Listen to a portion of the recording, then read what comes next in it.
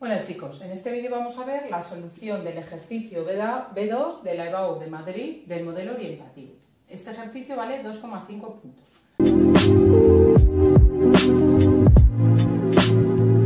Nos dan una función x a la 6 menos 4x a la cuarta y en el apartado A nos mandan a hallar los intervalos de crecimiento y decrecimiento. Este apartado vale 0,5 puntos. Entonces, para estudiar el crecimiento y decrecimiento de una función, lo primero que hacemos es la primera derivada. Hacemos la derivada y nos da 6x a la 5 menos 16x al cubo. La igualamos a 0 y obtenemos los siguientes puntos.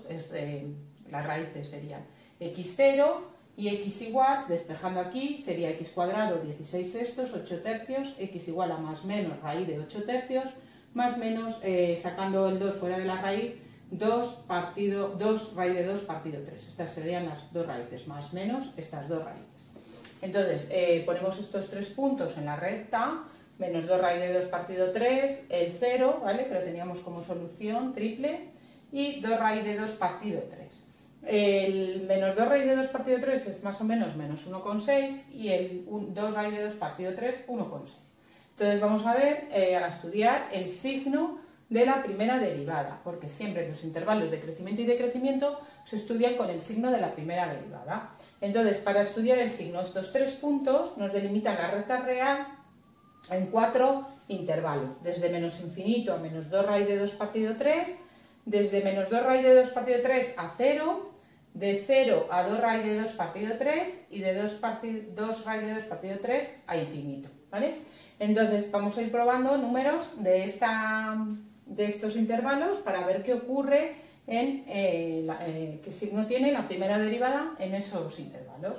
Entonces, por ejemplo, yo he cogido un número de este intervalo, el menos 1. Entonces 6 por menos 1 a la 5 menos 16 por menos 1 al cubo me da positivo, ¿vale? Sería 10.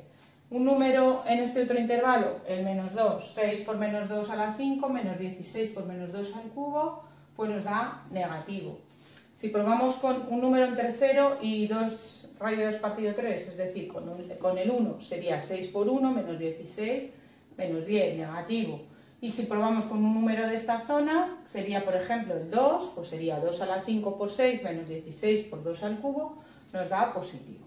Entonces, en este intervalo la función decrece, en este crece, decrece y crece. Ya sabéis que los puntos donde la primera derivada es negativa, la función es decreciente, y los puntos donde la primera derivada es positiva, la función es creciente.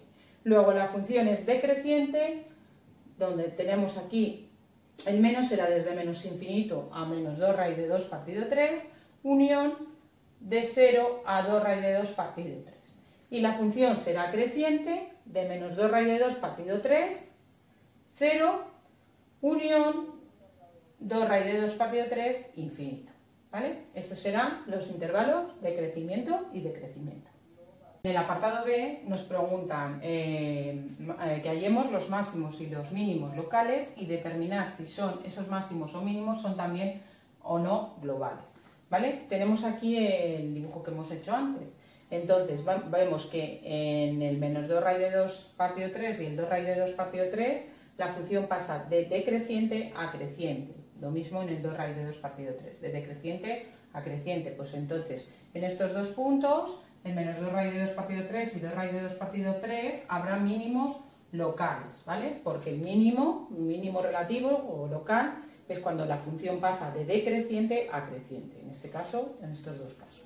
Y habrá un máximo local en los puntos donde la función pase de creciente a decreciente, en este caso, en x igual a 0. En x igual a 0 vemos que hay un máximo local, ¿vale? Con esta gráfica que no he dibujado, que no he borrado, que es la de antes, pues vamos a ver que aquí habría un mínimo y aquí también mínimos locales y en 0 habrá un máximo local o relativo.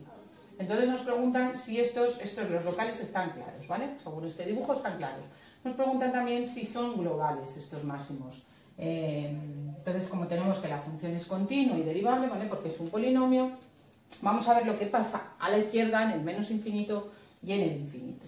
En el infinito, ¿qué ocurre? El límite cuando x tiende a infinito de esta función es infinito. Eso quiere decir que cuando x tiende a infinito la función se va a infinito.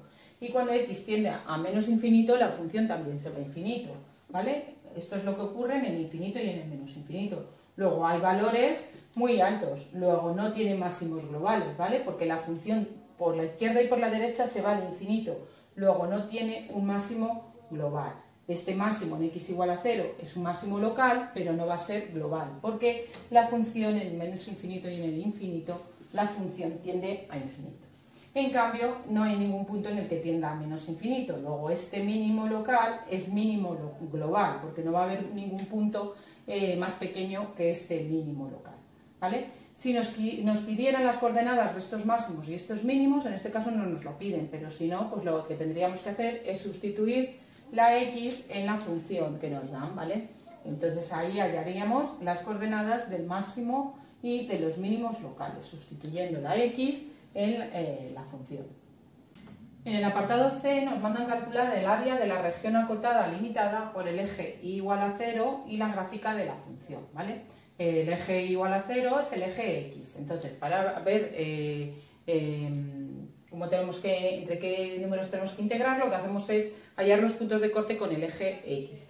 Entonces, hacemos la función 0, f de x es igual a 0, cuando x igual a 0, x igual a más menos raíz de 2. Entonces vamos a integrar entre menos 2 y 2 la función. Y haciendo esta integral nos queda x a la 7 partido 7 menos 4x a la 5 partido 5. Bueno, haciendo todos estos cálculos, sustituyendo primero, esta es f en el 2 y esta sería f en el menos 2, ¿vale? Entonces llegamos a que es igual a menos 512 partido 35. Nos da negativo porque la función en ese intervalo estaría hacia abajo. Luego, como estamos calculando un área, ya tenemos que saber que para dar el valor del área lo que hacemos es hacer el valor absoluto de esta integral, ¿vale? El área sería el valor absoluto de esta integral, porque la gráfica en ese intervalo está por debajo del eje x, ¿vale? Por eso la integral nos da negativo, pero para dar nosotros el valor del área lo tenemos que hacer en valor absoluto. Sería 512 partido 35 unidades cuadradas. Bueno, pues este es el ejercicio B2. Como veis, es muy fácil. Están en el canal la solución de todos los ejercicios de esta prueba. Nos vemos en los siguientes vídeos. Si te gustan, suscríbete. Gracias, chao.